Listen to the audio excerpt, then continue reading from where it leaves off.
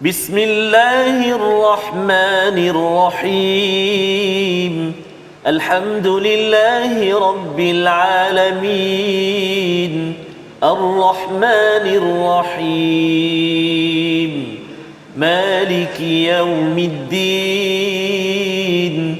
Iyyaka na'budu wa iyyaka nasta'in. اهدنا الصراط المستقيم صراط الذين أنعمت عليهم غير المغضوب عليهم ولا الضالين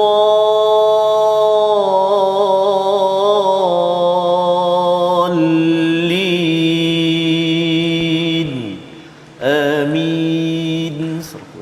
Assalamualaikum warahmatullahi wabarakatuh. Alhamdulillah wassalatu wassalamu ala Rasulillah wa ala alihi wa man wala syada la ilaha illallah syadana Muhammadan abduhu wa rasuluhu. Allahumma salli ala sayidina Muhammad wa ala alihi wa sahbihi ajma'in. Amma ba'du. Apa khabar tuan-tuan dan puan yang dirahmati Allah sekalian? Kita bertemu dalam My Quran Time baca faham amal pada hari ini untuk sama-sama kita mengulang kaji beberapa halaman yang telah pun kita lihat pada minggu ini, yang telah pun kita pelajari, yang kita ambil panduan cahaya daripada surah An-Nur, dan kita sama-sama ingin mencahayakan lagi apa yang kita baca, apa yang kita faham untuk kita amalkan pada hari ini, pada minggu ini, pada hari-hari mendatang bersama tetamu undangan kita pada hari ini, Al-Fadil Ustaz Dr. Muhammad Arif Musa. Assalamualaikum Ustaz. Assalamualaikum. Ahlan wa sahlan. Ahlan. Dan juga bersama Ustaz Tarmizi. Apa khabar Ustaz? Alhamdulillah Ustaz Fazrul sihat ya. Sihat alhamdulillah. Ya, kita dah ada bintang Betul. hari ini. Allahu akbar. Mudah Allah kita akbar. hari ini Ustaz ya. Alhamdulillah. Kita mana yang tak faham ya, terus ya. Yang ni anak risau. Apa tu Ustaz Fazal, Al-Fadhil Ustaz Dr. Ma'arif Ta'arif pun merupakan qari juga ni. Masya-Allah. Jadi kalau ayat-ayat nanti Ustaz Faz nak Yang susah nak sebut tu ya, Ah. bila bercakap tentang apa muannas itu dia susah nak sebut tu kan. Betul, Ustaz. Kita boleh mintalah Boleh. pakar pada hari ini. Allah. Ketik je, insya-Allah. Allahu akbar. Jadi alhamdulillah pada hari ini kita nak melihat kepada halaman 353 hingga 358, ulang kaji bersama tuan-tuan yang berada di rumah. Saya jemput tuan-tuan untuk share, kongsikan di Facebook, di YouTube, ataupun kalau di depan kaca TV, teruskan untuk mengajak rakan-rakan yang lain. Kita ingin sama-sama melihat kepada halaman 353 yang memberi panduan kepada kita bagaimana adab di dalam rumah dan juga adab di peringkat personal, di peringkat individu mukminin dan juga mukminat. Kita nak baca ayat yang ke-30, satu seruan daripada Allah untuk sama-sama kita jaga sebagai syariat, sebagai peraturan dalam Al-Quran. Bersama Ustaz Tarmizi. Terima kasih Al-Fadhil Ustaz Fazrul, Al-Fadhil Ustaz Dr. Muhammad Arif Musa. Sesungguhnya tuan-tuan dan puan-puan, muslimin dan muslimat, para penonton, sahabat-sahabat Al-Quran yang dikasihi Allah Subhanahu Wa Taala sekalian, Assalamualaikum warahmatullahi wabarakatuh. Jom kita lihat ayat yang ke-30. Kita nak baca sama-sama di halaman yang ke-353. Kita baca sama insya-Allah. A'udzu billahi minasyaitonir rajim. قل للمؤمنين يغضوا من أبصارهم ويحفظوا فروجهم ذلك أزكى لهم إن الله خبير بما يصنعون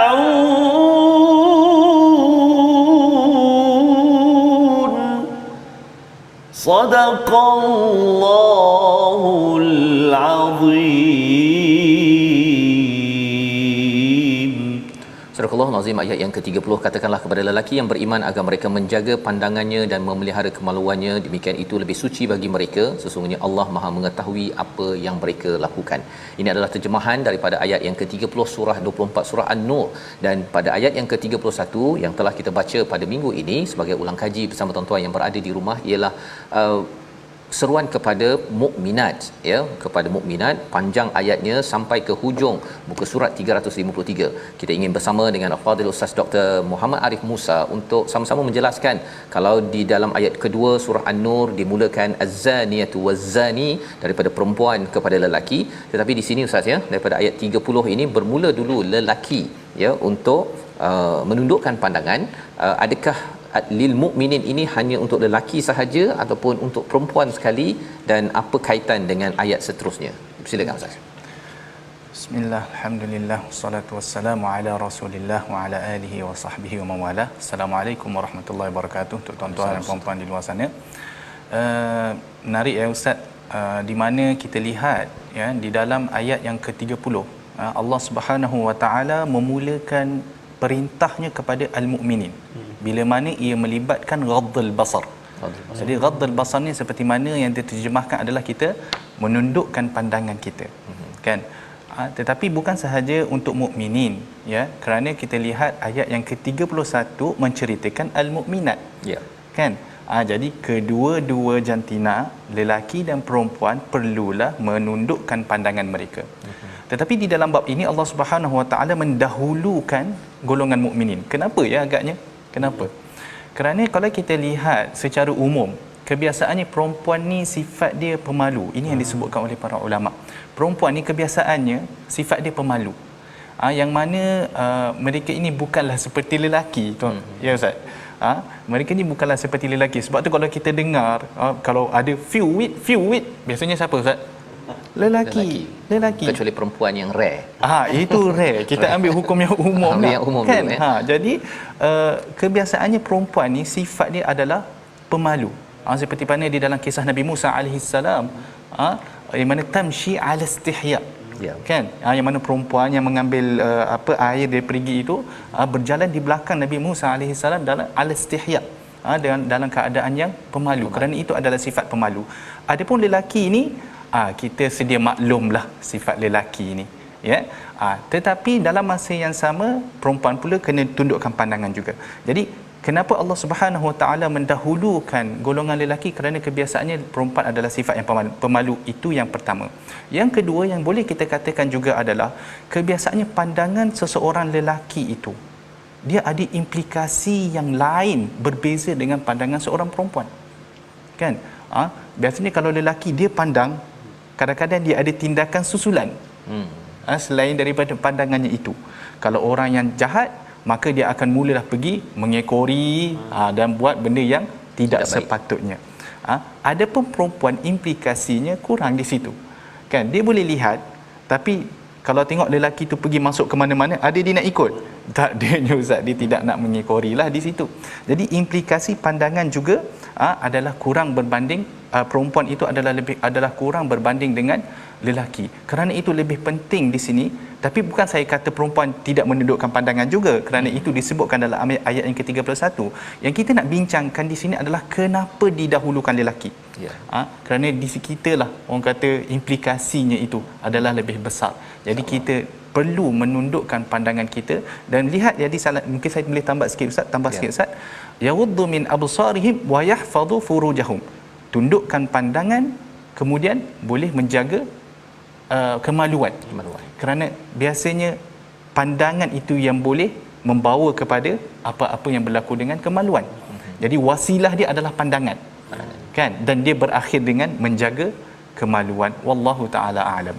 Terima kasih diucapkan pada Fadil Ustaz Dr. Muhammad Arif menjelaskan kepada kita, ya, betapa Allah mengetahui psikologi perbezaan Ustaz, ya, di antara mukminin lelaki dan juga mukminat wanita.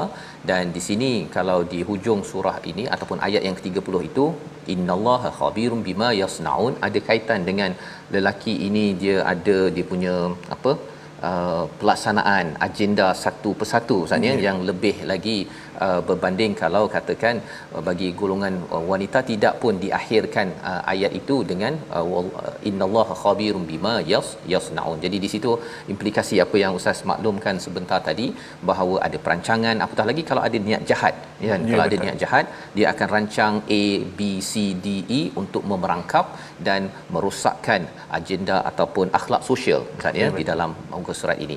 Jadi ini adalah panduan untuk sama-sama kita belajar, dan kita ingin teruskan halaman 354, seruan daripada Allah Subhanahu Wa Taala pada ayat 32, wa ankihul ayama. Apa maksud ayama ini sendiri dan apa yang perlu kita laksanakan berdasarkan ayat 32? Kita baca dahulu, dipimpin Ustaz Tarmizi Abdul Rahman. Terima kasih kepada Ustaz Fazrul, kepada Ustaz Dr. Muhammad Arif Musa. Khususnya tuan-tuan dan puan-puan muslimin dan muslimat, sahabat-sahabat Al-Quran yang dirahmati Allah Subhanahu Wa Taala sekalian. Kita nak berganjak ke halaman yang ke-354. Kita nak baca ayat atas sekali, iaitu ayat yang ke-32 dalam surah An-Nur ni. Antaranya Ustaz Fazrul dan juga Al-Fadhil Doktor, ayat dia panjang-panjang Ustaz. Oh, ayat dia panjang-panjang. Nanti pun kita akan jumpa juga yang panjang dia. Betul. Jadi kita nak baca ni ayat dua baris, iaitu ayat yang ke-32. Jom kita baca sama-sama insya-Allah. A'udzubillahi minasyaitonirrajim.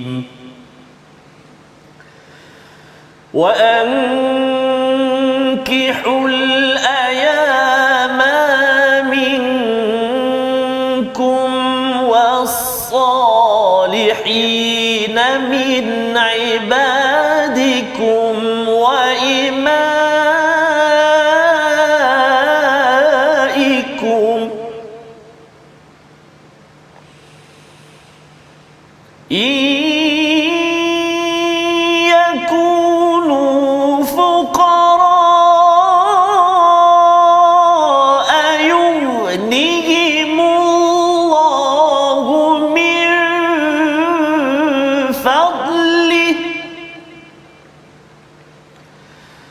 wallahu wasi'un alim.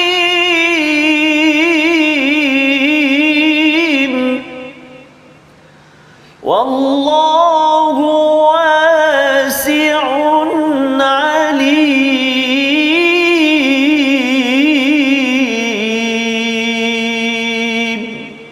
Sadaqallahul azim. Surah Al-Azim ayat 32, dan nikahkanlah orang yang masih lagi belum berkahwin di antara kamu dan juga orang yang layak menikah daripada hamba-hamba sahayamu yang lelaki dan perempuan.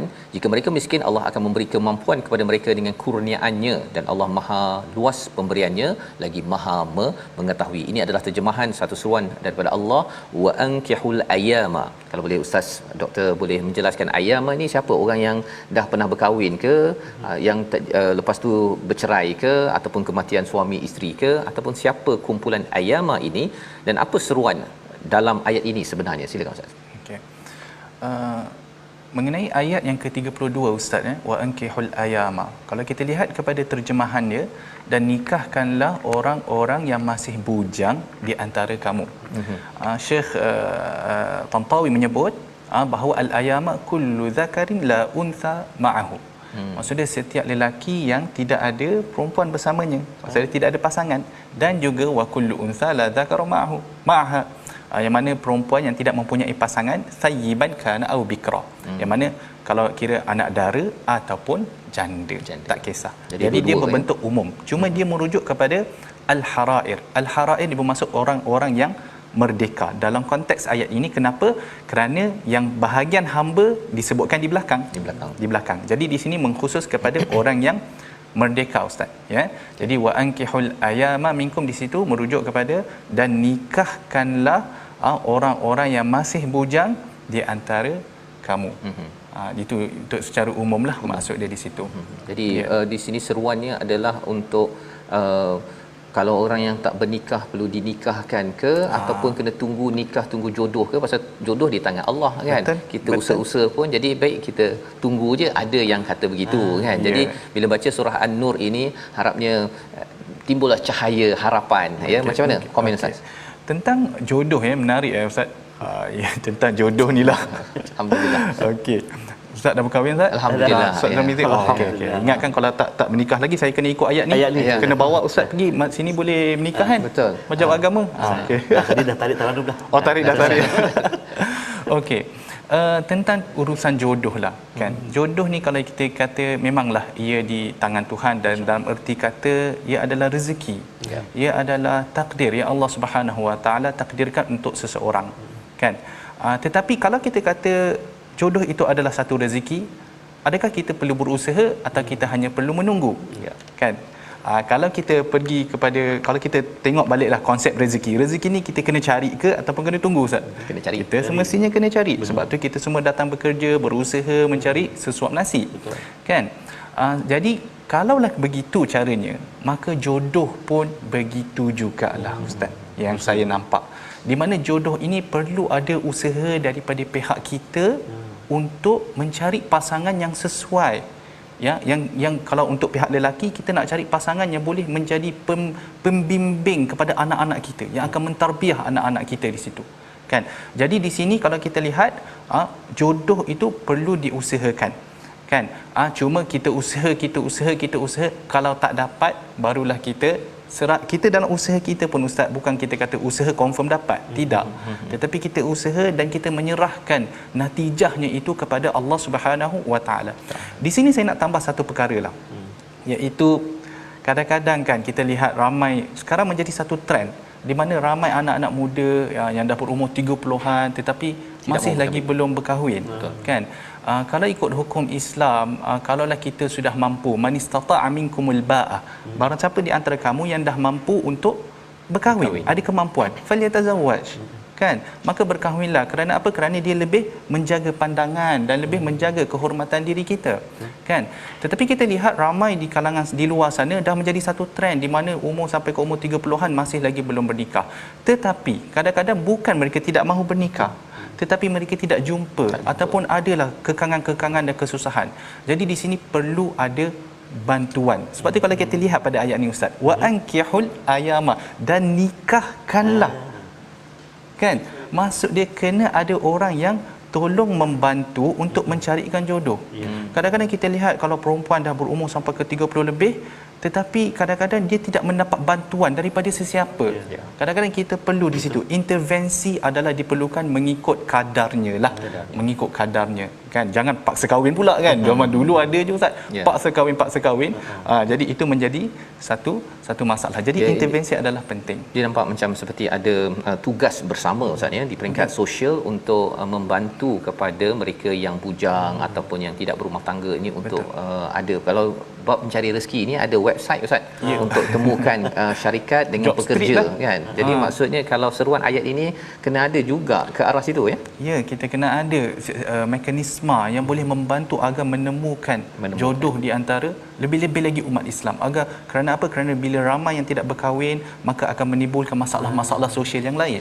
Jadi itu yang datangnya kepentingan berkahwin itu, Insya-Allah, ya. Jadi itu adalah seruan untuk semualah, ya, masjid-masjid ataupun di peringkat kementerian mengambil ayat 32 ini sebagai satu agenda, ya, sosial, ya, selain daripada bab rezeki, bab ekonomi, tetapi bab membina rumah tangga ini perlu dibantu. Ia bukannya masing-masing tunggu sahaja.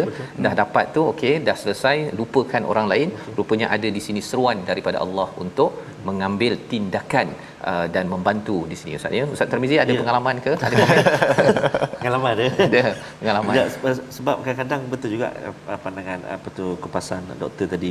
Kadang-kadang dia ada calon dia. Ya. Tapi bila memikirkan nak makan nanti susah, Betul. dan sebagainya kan. Macam mana kita nak, kalau dapat rezeki anak pula kita dah susah.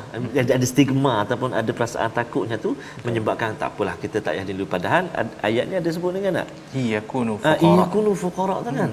Sebab selalu kalau ibu bapa kita cakap ataupun orang tua-tua cakap kan, bila berkahwin, berdirikan rumah tangga, rezeki murah kan. Betul. Mungkin komen sikit, Prof. Doktor. Ya, betul. Memang kalau ikutkan dan menjadi pengalaman, saya rasa bukan saya sahaja, Ustaz, Betul. bahkan penonton di luar sana lah, di mana kita mendapati perkahwinan itu membuka pintu rezeki. Dan dalam masa yang sama, anak itu sendiri ada juga pembuka kepada pintu rezeki. Sebab tu kalau kita lihat di dalam ayat surah Al-Isra, wala taqtulu auladakum khasyata imlaq nahnu narzuquhum wa iyyakum. Allah Subhanahu taala kata, kami memberi rezeki kepada kamu dan Allah juga yang memberi rezeki kepada anak kamu. Jadi perkahwinan, anak itu insya-Allah akan membuka rezeki. Tetapi Ustaz, dalam masa yang sama, kan, kita tidak boleh mengharapkan macam kita kata Allah akan bagi rezeki, Allah akan bagi rezeki. Kita perlu ada usaha dari segi individu itu sendiri dan juga masyarakat sekeliling. Maksudnya kita kena ada mekanisme di mana kalau orang yang tidak dari segi dari pihak kerajaan sendirilah ataupun dari pihak keluarga, ahli keluarga sendiri, di mana kalau berlaku perkahwinan, kalaulah ada kekurangan di mana-mana, maka ahli keluarga, masyarakat sekeliling kena ada satu mekanisme yang boleh membantu. Kita kena ada macam tu. Kita tidak boleh melihat pada ayat ini, oh Allah akan bagi, Allah akan bagi. Tetapi daripada pihak kita, kita tidak ada usaha. Jadi kita juga perlu ada usaha menghidupkan, iaitu kita membantu mereka-mereka yang sudah berkahwin. Sebab orang yang baru kahwin ni ustaz, kita fahamlah, kita pun dah lalu kan, di mana ekonomi tidak berapa nak stabil, peti aisnya, mesin basuhnya. Kalau nak beli mesin basuh lah kan, kalau tidak kenalah tepi telaga tu, susah kan. Betul. Jadi keluarga, pihak keluarga, orang di luar sana, kerajaan, semua kena ada peranan masing-masing untuk membantu agar masyarakat di luar sana, anak-anak muda, bila mereka rasa mereka nak kahwin, mereka dapat rasa ada sokongan yang kuat untuk mereka boleh melaksanakan apa yang Allah Subhanahu Wa Taala perintahkan.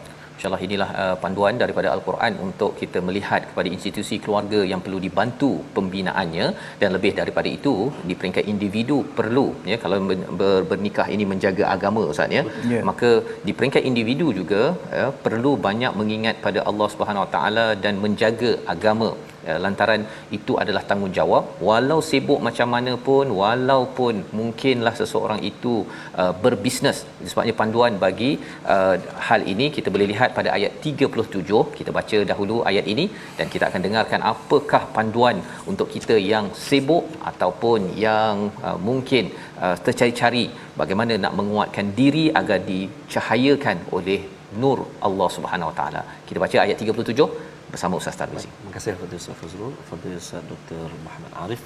Tuan-tuan dan puan-puan, jom kita baca sama-sama ayat 37. A'udzubillahi minasyaitonirrajim. Rijalul la tulhihim tijaratun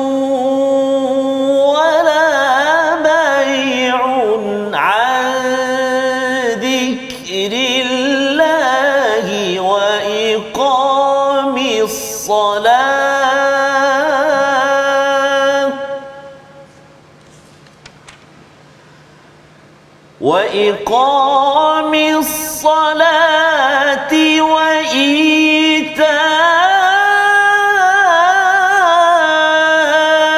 الزكاة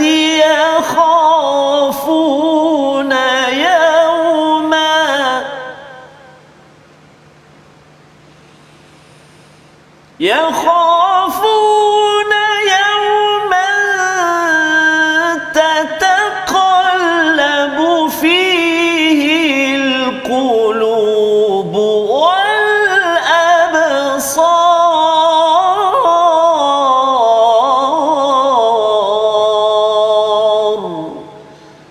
صدق الله العظيم. Surah Al-Azim, itulah bacaan ayat 37 untuk sama-sama kita ambil panduan, dan kita akan menyambung kembali My Quran Time, baca faham amal, insya-Allah.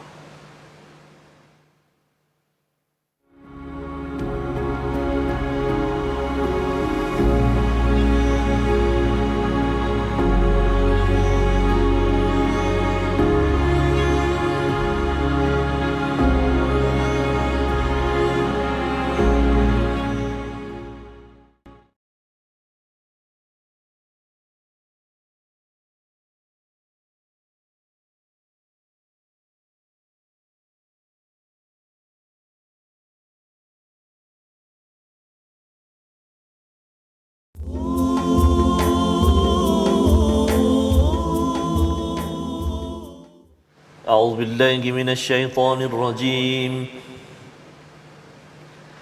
رجال لا تلهيهم تجارة ولا بيع عن ذكر الله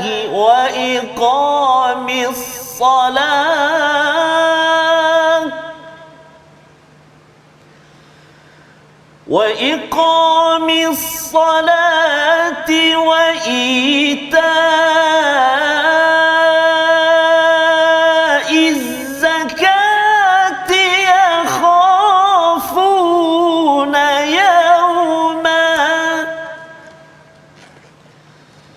يخافون يوما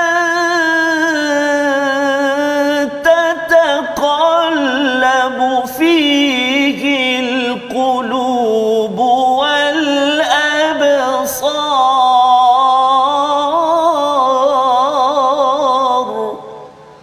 صدق الله العظيم. Surah Al-Azim, gitulah bacaan ayat 37 daripada surah An-Nur. Kita kembali semula dalam My Quran Time, baca faham amal. Pada hari ini kita bersama dengan tokoh kita, bersama Al-Fadhil Ustaz Dr. Muhammad Arif Musa, dan juga Ustaz Tarmizi. Kita sudah pun melihat dua halaman. Betul, Surah An-Nur ini adalah surah yang penuh dengan peraturan, ya, dan mungkin kalau Ustaz Tarmizi nak berkongsi sikit bacaan dalam surah ini Ustaz, ya, pengalaman Ustaz lah. Dia mudah ke tak mudah waktu Ustaz menghafal dulu, ya, sampai sekarang ni lah. Dia tak tanya lagi pada Ustaz Dr. Arif kan. Sebentar lagi lah, ya. Tapi betul, pengalaman Ustaz, silakan. Baik. Surah An-Nur ni Al-Fatihah Safas dan Doktor, memang antara surah yang susah lah. Ya. Tapi dalam surah ni ada satu ayat yang menarik, Yang terkenal, suka, ya. ramai yang baca Allahu nurus sama tu kan. Betul. Jadi dalam susah dia ada mudah, tapi nak sebut secara keseluruhannya susah lah. Ya. Susah. Terutama ayat yang paling panjang, Betul, ya, yang Ustaz. kita akan tengok dia punya pelajarannya sebentar nanti. Jadi bercakap tentang susah ini, masih lagi Allah menekankan walau susah macam mana, sibuk macam mana pun seorang pemuda, terjemahannya orang yang tidak dilalaikan oleh perdagangan dan jual beli daripada mengingat Allah, mendirikan solat dan menunaikan zakat, mereka takut pada hari ketika hati dan penglihatan menjadi goncang. Kalau boleh Ustaz berikan penjelasan tentang mengapa Allah letakkan rijal la tulhihim tijaratun wala bai'un. Apa maksud, apa beza di antara tijarah dan juga bai'?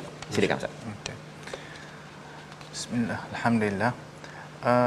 Kalau kita lihat pada terjemahan ayat ini, kita boleh lihatlah ayat itu orang-orang yang tidak dilalaikan oleh perdagangan dan jual beli daripada mengingati Allah Subhanahu wa taala, kan.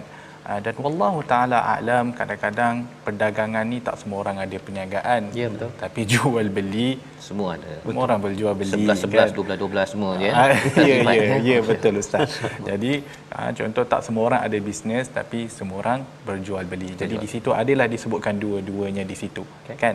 Okey, kalau kita lihat Ustaz, menarik ayat ini, di mana dia datang selepas ayat yang menjadi favorite bacaan orang ramai seperti yang disebutkan oleh Ustaz Tarmizi. Betul. Allahu nurus samawati wal ard. Di mana ayat ini menceritakan tentang bagaimana cahaya yang ada pada orang yang beriman itu, bagaimana terbentuknya cahaya itu yang begitu bersinar. Yang mana saya tak naklah bersyarah dengan lebih panjang kerana ayat itu agak panjang, ya Ustaz. Jadi cahaya yang bermula daripada minyaknya sampailah ke bekasnya, sampailah kepada kedudukannya di dinding, semua bersinar. Di manakah terletaknya cahaya ini? Di mana cahaya ini, mana kita nak nampak? Kita boleh nampak pada golongan inilah yang kita sebutkan. Di mana mereka ini adalah golongan yang apa? Dia kena mula daripada 36 tu, kan? Di mana cahaya itu ada di rumah-rumah yang telah diperintahkan oleh Allah untuk memuliakan dan menyebutkan namanya di sana, bertasbih ke atas namanya pada waktu pagi dan petang. Siapa Ustaz? Orang yang tidak dilalaikan oleh perdagangan dan sebarang jual beli. Jadi kita boleh kata mereka ini adalah satu golongan yang mana mereka ni bukannya orang yang duduk di masjid semata, Ustaz. Mereka ada perniagaan. Mereka berjual beli seperti mana orang lain. Tetapi bezanya adalah mereka tidak dilalaikan dengan sebarang aktiviti jual beli tersebut ataupun perniagaan daripada menunaikan apa yang diperintahkan Allah Subhanahu Wa Taala. Solat itu menjadi kita kata priority yang pertama. Betul. Kan, kalau orang selalu kata solat must be, dia tak boleh every time. Macam mana tu Ustaz? Solat must be yang itulah yang kita biasa nampak di masjid-masjid tu, kan. Jadi golongan ini walaupun mereka ada kesibukan, siapa yang tak sibuk Ustaz? Semua orang sibuk, kan. Kesibukan mencari rezeki, tetapi tidaklah pernah terlintas dalam hati mereka untuk melalaikan diri daripada solat dan juga membayar zakat. Dan mereka ini di sebalik kesibukan mereka, hati mereka tidak pernah terlupa tentang hari pembalasan di luar sana. Sebab itu bila mereka bersolat, Ustaz, kalau kita lihat bukan hanya solat individu.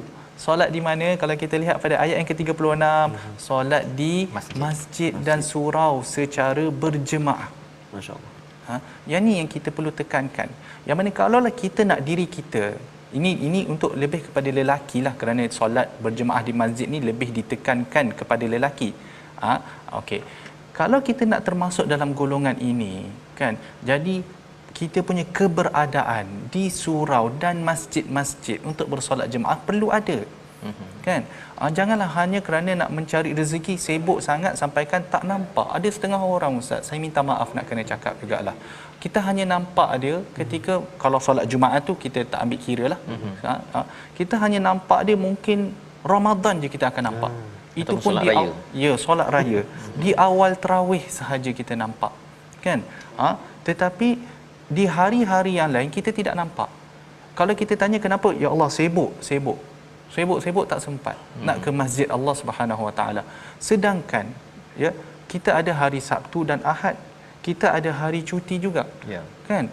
Takkanlah tidak boleh mengambil masa untuk datang ke surau dan masjid, mengimarahkan masjid. Kadang-kadang kita lihat orang muka yang sama je yang datang ke masjid tu. Betul. Kalau orang tu biasanya kalau kita nampak orang-orang yang pencen je lah yang ke masjid. Betul. Kan? Adapun orang-orang yang bekerja ni, kita yalah bukan kata tidak ada kan, tetapi tidaklah seramai yang sepatutnya.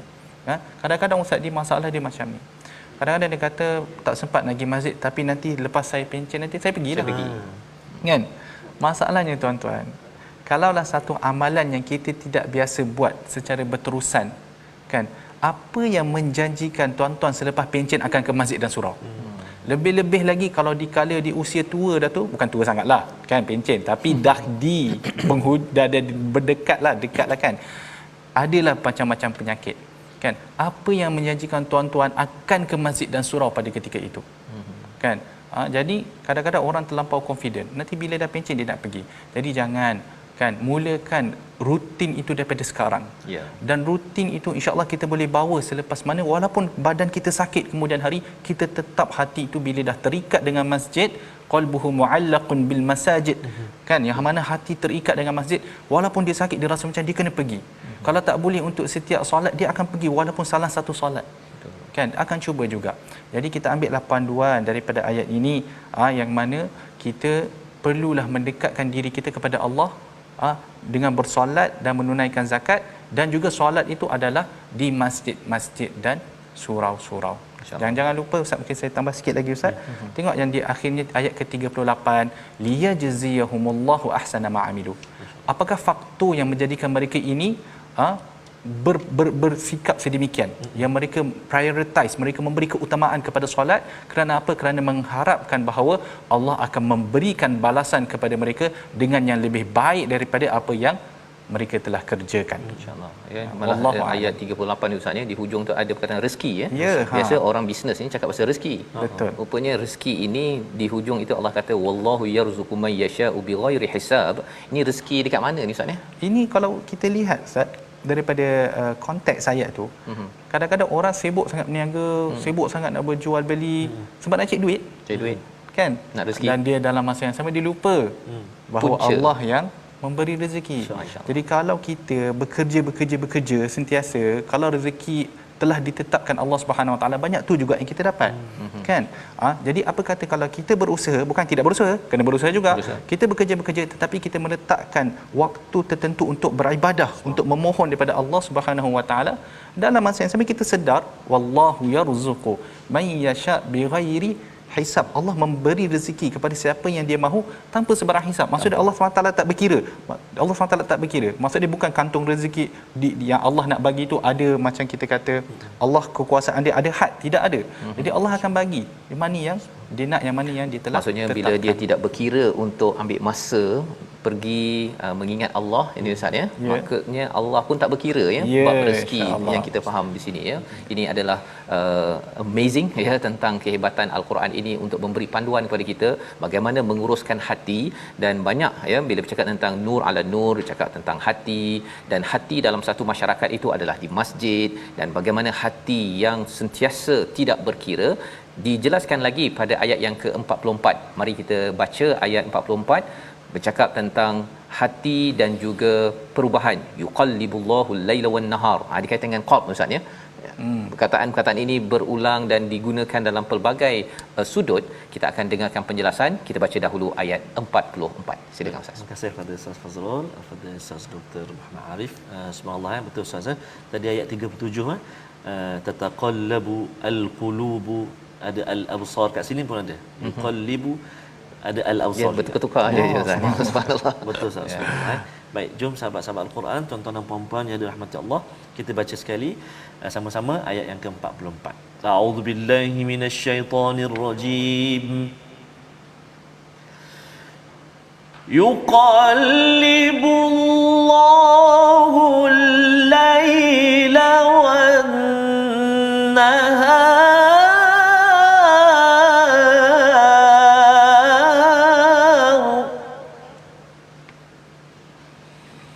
inna fi dhalika la'ibratan liulil absar.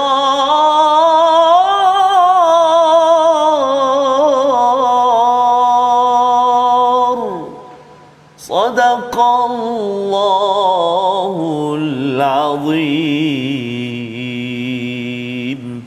Allah menggantikan malam dan siang, sesungguhnya demikian itu pasti terdapat pengajaran bagi orang-orang yang mempunyai penglihatan yang tajam. Di sini Allah menggunakan perkataan tuqallibullah Ustaz ya. Biasanya ada yuliju ataupun yukhlifu. Di sini bila dah baca tadi pada ayat 37 ada perkataan yakhafuna yauman tataqallabu fihi alqulubu wal absar.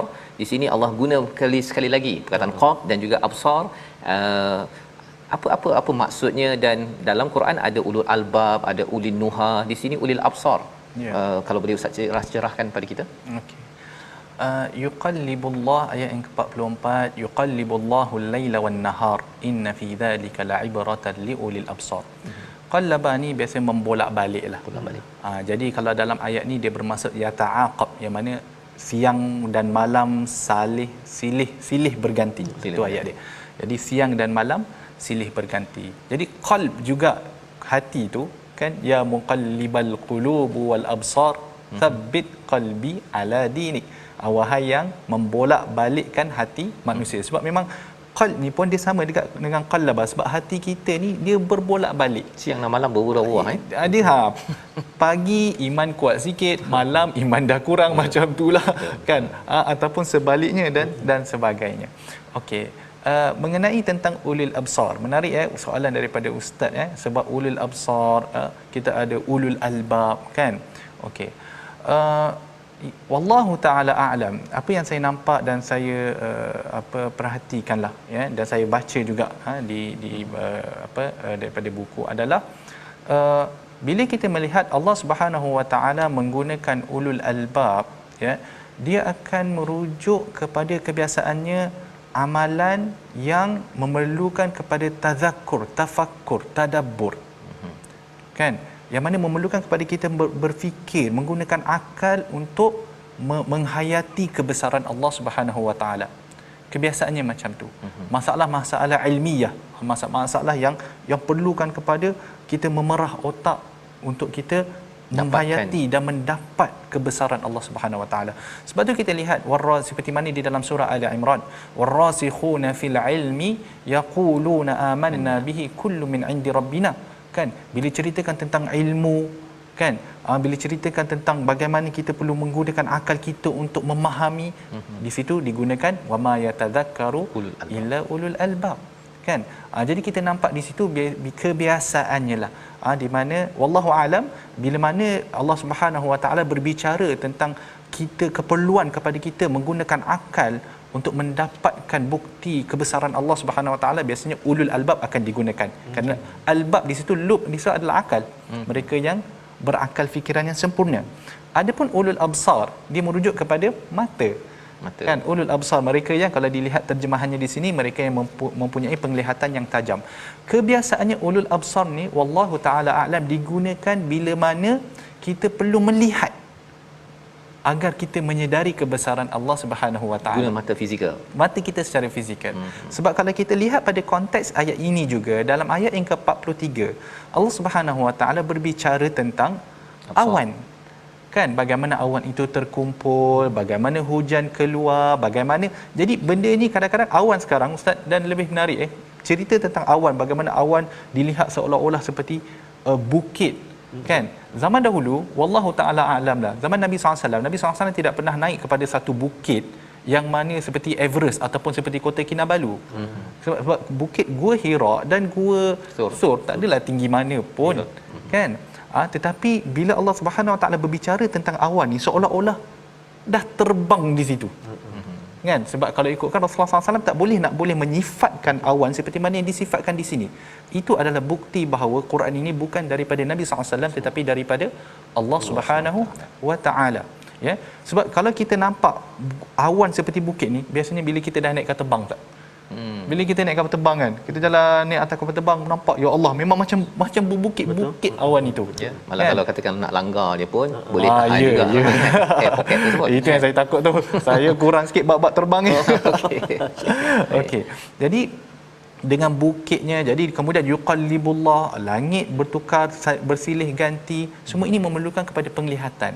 Bila mana kita betul-betul lihat, kita akan menyedari kebesaran Allah Subhanahu Wa Taala. Maka di situ barulah akan dipakai ulul absar. Wallahu taala a'lam.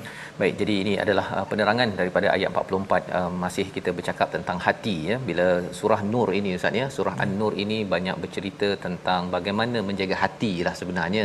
Hati dalam masyarakat, hati ketika bersendirian. Hati ini adalah perkara yang perlu digilap, ya. Kalau tidak, dia punya kaca pada pelita itu dia makin lama istilahnya jelaga ustaz. Ustaz biasa guna istilahnya dia punya asap dia tu, kan. Jadi makin lama hitam, dia dah ada pelita, kan, tetapi cahaya ni tu tak berapa terang. Mudah sekarang ni mungkin tak pelita lah, lampu kereta.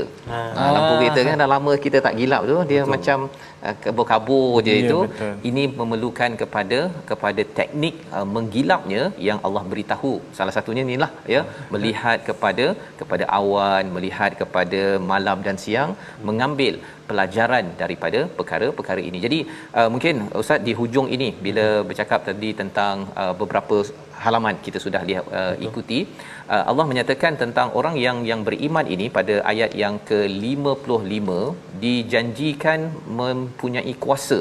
Kalau boleh ustaz komen ringkas pada ayat 55 ini, apa sebenarnya janji yang Allah maklumkan di sini? Okey. Mengenai ayat yang ke-55, saya sebenarnya teringin nak dengar Ustaz Tarmizi baca ayat yang ke-55, tapi tidak mengapalah. Lepas ini ya. Lagu Nahwan, ya. Lagu Nahwan. Saya dah request dah tadi. Okey. Mengenai ayat yang ke-55 ni, Allah Subhanahu Wa Taala, kalau kita lihat secara umum, ada 3 perkara yang Allah Subhanahu Wa Taala janjikan kepada orang yang beriman dan yang beramal soleh. 3 perkara. Apakah 3 perkara tersebut? Yang pertama sekali adalah Allah Subhanahu Wa Taala akan menjadikan kuasa pemerintahan itu pada tangan orang-orang Islam, pada tangan orang-orang yang beriman. Itu yang pertama. Yang kedua, Allah Subhanahu Wa Taala akan menjanjikan, akan meneguhkan agama. Allah Subhanahu Wa Taala meneguhkan agama Islam ini pada hati umat Islam dan juga syariatnya terlaksana. Wala yumakkinanna lahum dinahumul ladzi irtada lahum. Kalau terjemahan di sini dia terjemah macam mana ni ustaz? Saya nak baca sikit.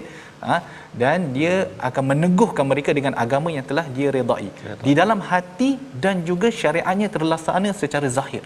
Maksudnya memang terlaksana. Dan yang ketiga adalah umat Islam akan hidup dalam keamanan. Kita kena faham, ya. Saya bila baca tafsir adalah disebutkan ayat ini diturunkan ketika mana saat umat Islam, ya, sedang sentiasa dalam peperangan.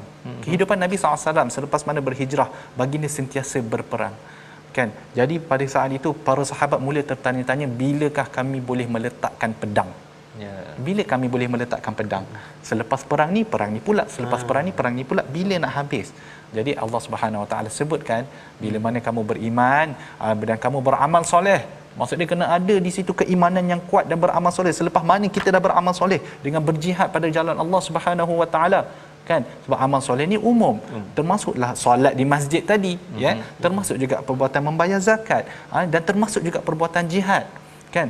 Jadi mana kita telah selesaikan amanah yang telah dipertanggungjawabkan ke atas kita, maka janji Allah 3 perkara ini insya-Allah akan diberikan kepada umat Islam.